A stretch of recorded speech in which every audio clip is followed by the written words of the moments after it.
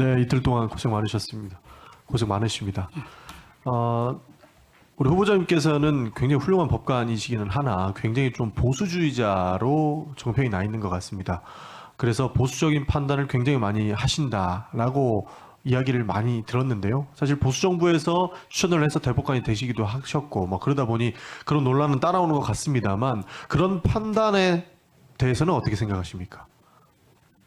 예, 저는 한 번도 제가 보수다 뭐 진보다 이런 생각을 해본 적은 없습니다만은 저는 법과 원칙에 따라서 해석해야 된다 그런 입장에 늘 써왔습니다. 그래서 사실 미스터 소수 의견이라고 하실 만큼 법과 원칙에 따라서 본인은 소실에 따라서 해주신 것 같은데요. 저희가 봤을 때는 이제는 그 보수 정부에서 추천을 했다 한들 사법부의 수장으로서 객관적인 평가를 해야 되지 않습니까? 대법원장이라는 자리가.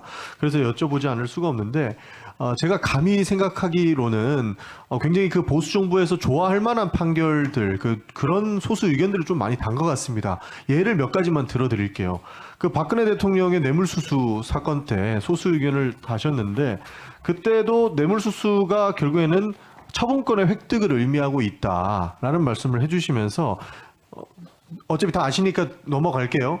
처분권을 가지고 있다라고 말씀해 주시면서 객관적으로 뇌물에 관한 법리를 오해한 것이 없다. 그리고 이 말들에 대한 처분 권한이 없기 때문에 뇌물로 공여하였다기 보기 어렵다 이렇게 말씀을 하셨어요. 그래서 이런 판단도 있고 두 번째로 원세훈 그 판결과 관련돼서인데요. 국정원 댓글 사건 때 결국에는 그 원세훈 그때 원장이 직접 개입하지 않았다라는 소수 의견을 달아주셨거든요. 결국에서 이건 법원에서도 다른 대법관님들 같은 경우에는 충분히 그 국정원에서 댓글 다는 데 개입을 했다라고 이야기를 했는데도 소수 의견에 이런 단서 조항, 그리고 소수 의견을 달아주셨어요. 이런 것들을 봤을 때 저희가 후보자님께서 정말로 보수주의자가 아니고 그러니까 정권의 눈치를 보거나 정권에서 좋아할 만한 판결을 했다라고 볼 수도 있는 충분한 여지가 있다고 보이는데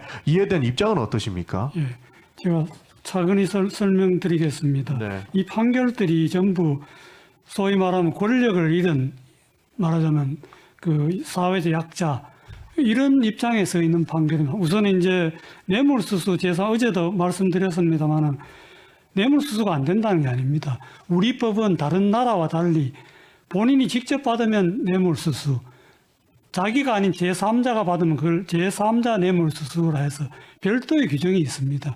저는 이 말이 독일에 있고 독일에서 정유라가 탔을 뿐인데 전직 대통령은 거기 독일에 가서 그 말을 한번 본 적도 없고 타본 적도 없습니다. 그 사용이익을 오직 정유라가 누린 말하자면 그런 그렇기 때문에 제3자인 정유라가 그걸 받아가 했는 그 조항으로 처벌해야 된다는 것이지 죄가 없다는 게 전혀 아닙니다. 그리고 원세훈 사건에서도 댓글이 단 거는 위원님 말씀대로 맞습니다. 근데 그 댓글은 전부가 그 전임 대통령인 이명박 대통령의 지적 그리고 4대강 그런 것들입니다. 그래서 그 법은 국정원법 위반했다고 저도 같이 처벌을 했습니다. 다만 선거법은 어느 후보를 특정해서 지지하거나 해야 그게 선거법 위반이 되는 겁니다. 그것도 우리 판례는 아무 때나 해서 되는 게 아니고 후보자가 거의 정해질 무렵에 그 후보를 지지하는 그 근접한 시기에 해야 된다고 하고 있습니다.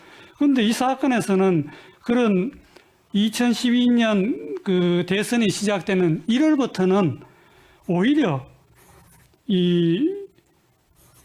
그 원세훈 국정원장이 회의 때마다 모아놓고는 예전에도 이 국정원이 그 휘말려서 곤욕을 치렀으니까 절대 개입하지 말라고 그것이 그 피고인이 낸 서류가 아니고요. 검사가 그 압수한 서류에 다 그렇게 나옵니다. 그 알겠습니다. 반면에 이렇게 공모했다는 것은 없다는 걸 원심 판결과 다수 의견도 다 같이 인정하고 있습니다. 그리고 심지어 이 팀원들이 댓글 단 사실조차도 원세훈은 몰랐다고 하고 있습니다. 그거는 제 소수 의견이 아니고 원심 판결과 다수 의견이 그렇게 다 인정하고 있는 사실. 알겠습니다. 그 말씀 중에 권력을 잃은 약자라는 표현도 써주셨는데 사실 권력형 범죄였던 것이 결국에는 약자가 된 케이스가 아닌가 저는 그렇게 보이거든요. 예, 그리고 권력을 잃었을 때 이제 증거를 가지고 처벌한다면 할 말이 있잖아. 권력을 잃은 사람 설 자리가 없는 겁니다. 알겠습니다. 그 국정농단도 잘 아시겠지만 결국에는 그 뭐 정유라 씨가 뇌물 받은 것에 불과하다라고 할 수 있지만 제3자 개입에 대한 그런 여지가 충분히 있었기 때문에 이 부분도 분명히 객관적으로 볼 필요가 있었다라고 해서 소수 의견 자체를 저희가 부정하거나 그러지는 않습니다. 그러나 사회 전반에서 보고 있는 그 보수주의적 시각에 대해서 대법원장이 됐을 때에는 이렇게 보수주의자처럼만 보이는 것이 굉장히 위험할 수 있기 때문에 그런 판결을 앞으로는 하지 않겠다라고 좀 이야기해 주셨으면 좋겠다는 말씀 드리고 싶습니다. 근데 저는 위원님께 드리고 싶은 말씀이 이 판결이 권력이 없는 이런 판결이 있음으로써 오히려 권력을 놓친 경우에는 이 판결이 얼마나 그 원군이 되겠습니까? 증거 없이 막 처벌하라 할 때 이런 엄격한 증거법이 있어야 그런 그러니까요. 위치에 있을 때 충분히 후보자님 말씀 무슨 말씀인지 알겠거든요. 그러니까 앞으로는 이렇게 오해 살만한 내용도 충분히 그러니까 객관적으로 보수고 진보를 떠나서 앞으로도 법과 원칙에 대해서만 해주시겠다고 말씀 주시면 좋을 것 같습니다. 예, 알겠죠. 저는 오직 이 증거법에 따라서 판결합니다. 네. 예. 그리고 사실 저도 이거 물어보고 싶지는 않았는데 한 가지만 더 여쭤볼게요. 지난 그 대법원장 이 청문회장에서도 나왔던 부분인데 이렇게 보수주의자라고 정평받는 분들이 우리 헌법을 받들겠다라고 하시면서 그 건국 논란이 계속적으로 터져왔습니다. 혹시 후보자님께서는 이 건국 논란에 대해서 어떻게 생각하십니까? 예, 저도 논란이 있는 것은 알고 있습니다. 입장은 어떠세요?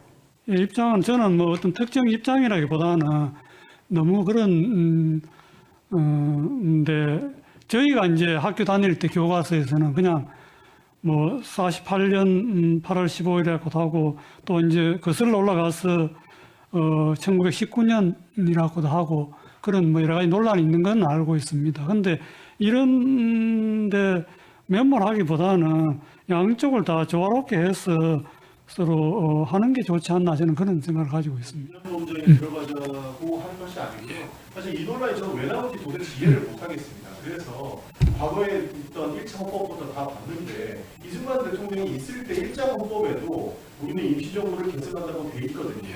그러다 보니 이게 마치 인연농제처럼 빠졌는데 우리 헌법을 중시한다면 사실 그 임시정부부터 보는 것이 맞다라는 말씀을 드리고 싶습니다.